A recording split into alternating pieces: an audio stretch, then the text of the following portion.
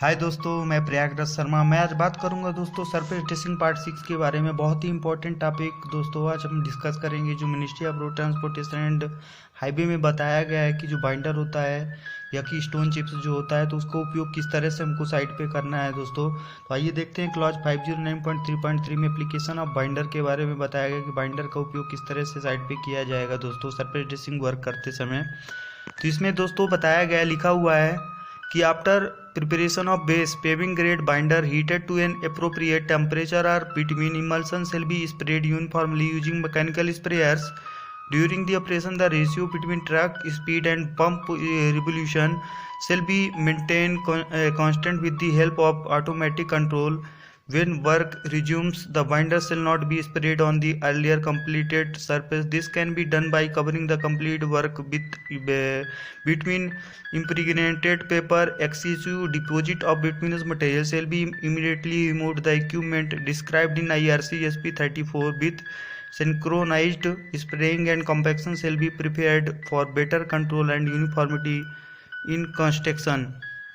दोस्तों इसमें बताया गया है कि जब भी हम सरफेस टेस्टिंग का वर्क करेंगे तो उसके पहले जो हम बेस तैयार करते हैं, तो आधार तैयार करने के बाद एक उपयुक्त तापमान पर बिटवीन इमल्सन को गर्म किए गए फ्रेश ग्रेड बाइंडर को यांत्रिक स्प्रेयर या मैकेनिकल स्प्रेयर का उपयोग करके एक समान रूप से छिड़काव किया जाएगा। पूरी सरफेस में एक समान रूप से छिड़काव किया जाएगा। और इस कार्य के दौरान ऑटोमेटिक कंट्रोलर, जिसको स्वचालित नियंत्रण बोलते हैं, तो ऑटोमेटिक कंट्रोलर की मदद से ट्रक की गति और पंप का जो रिवोल्यूशन है, पंप का जो चारों तरफ घूमता है, तो उस पंप को इसके स्प्रेयर के बीच का जो अनुपात है वो स्थिर रखा जाएगा। और जब काम फिर से शुरू किया जाएगा तो पहले से तैयार जो सतह है वहाँ पर बाइंडर का छिड़काव नहीं किया जाएगा। यह पूर्ण कार्य को बिटवीन यदि हमको फिर से छिड़काव उसमें करना है तो ये पूर्ण कार्य को बिटवीन इम्प्रेग्नेटेड पेपर को कवर करके किया जा सकता है। और बिटुमिनस मटेरियल के अत्यधिक जमाव को तुरंत हटा दिया जाएगा। यदि वहाँ बिटुमिनस मटेरियल बहुत ज़्यादा मात्रा में जमा हो चुका है तो उसको तुरंत हटा दिया जाएगा। और बेहतर नियंत्रण और निर्माण में एक रूपता के लिए जो IRC SP 34 में जो भी उपकरण बताए गए हैं, जो वर्णित उपकरणों को सिंक्रोनाइज्ड छिड़काव और कंपेक्शन के साथ कार्य को प्राथमिकता दी जाएगी। जो भी उसमें उपकरण बताए गए हैं IRC कोड में, तो स्प्रे करने के लिए मटेरियल को और कंपेक्शन करने के लिए जो भी उपकरण है, तो वो उपकरणों का उपयोग किया जाएगा और उन्हीं उपकरणों की प्राथमिकता दी जाएगी कार्य में सरफेस टेस्टिंग वर्क करने के लिए दोस्तों। तो इसके बारे में इसमें डिटेल्स बताई गई है। इसके बाद आप नीचे देखेंगे तो लिखा हुआ है spraying temperature for binder are given in below. तो इसमें कहा गया है कि बाइंडर के लिए छिड़काव तापमान नीचे दिए गए हैं कि हमको जो बाइंडर यूज करेंगे हम सरफेस टेस्टिंग वर्क करने के लिए, तो उसका जो तापमान है, उसका जो टेम्परेचर है वो कितना रखेंगे। तो दोस्तों बाइंडर जो हम यूज करेंगे वो BG10 का यूज करेंगे सरफेस टेस्टिंग वर्क में। और इसमें यदि हम वर्लिंग स्प्रे जेट्स का यूज करते हैं तो उसमें मिनिमम टेम्परेचर जो रखेंगे बाइंडर का वो 180 डिग्री सेल्सियस रखेंगे और जो मैक्सिमम टेम्परेचर रहेगा वो 200 डिग्री सेल्सियस होगा।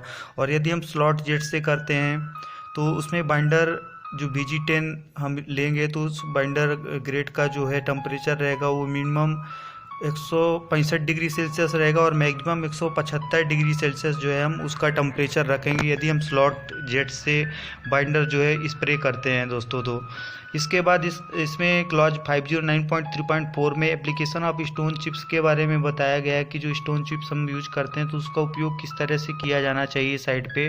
तो उसके बारे में इसमें डिटेल्स बताई गई दोस्तों। और नीचे कहा गया कि immediately after application of the binder clean dry chips in the case of emulsion the chipping may be slightly damp shall be sprayed uniformly by means of a mechanical chips spreader on the surface so as to cover the surface completely with a single layer of chips।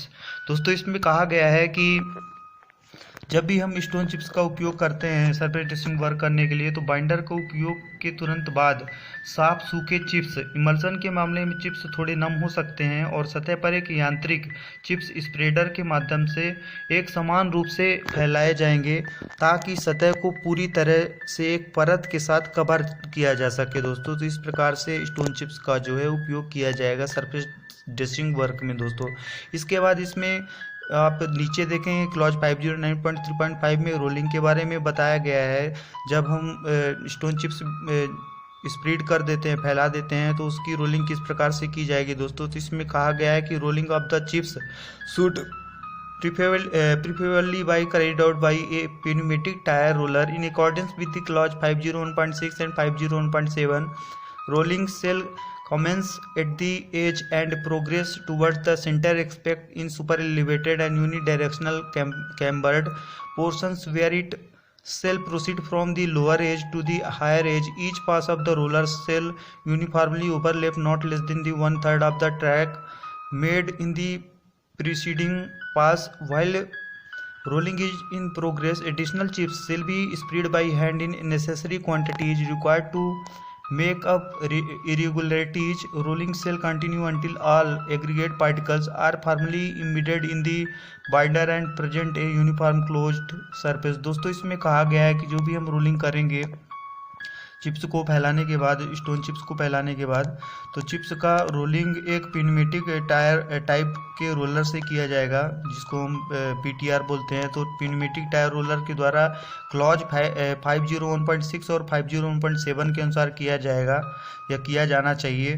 तो जो rolling करेंगे वो rolling किनारों पर शुरू होगी और super elevated unidirectional camber भागों को छोड़कर केंद्र की ओर प्रगति करेगी, बढ़ेगी, और जहां यह निचले किनारे से ऊंचे किनारे तक आगे बढ़ेगी। और रोलर का प्रत्येक पास पूर्ववर्ती पास, मतलब कि जो पहले से जहाँ पर रोलिंग हो चुकी है वो पूर्ववर्ती पास में बने ट्रैक के कम से कम 1/3 हिस्से को एक समान रूप से ओवरलेप करेगा, उसमें ओवरलेप करते हुए रोलिंग करेगा।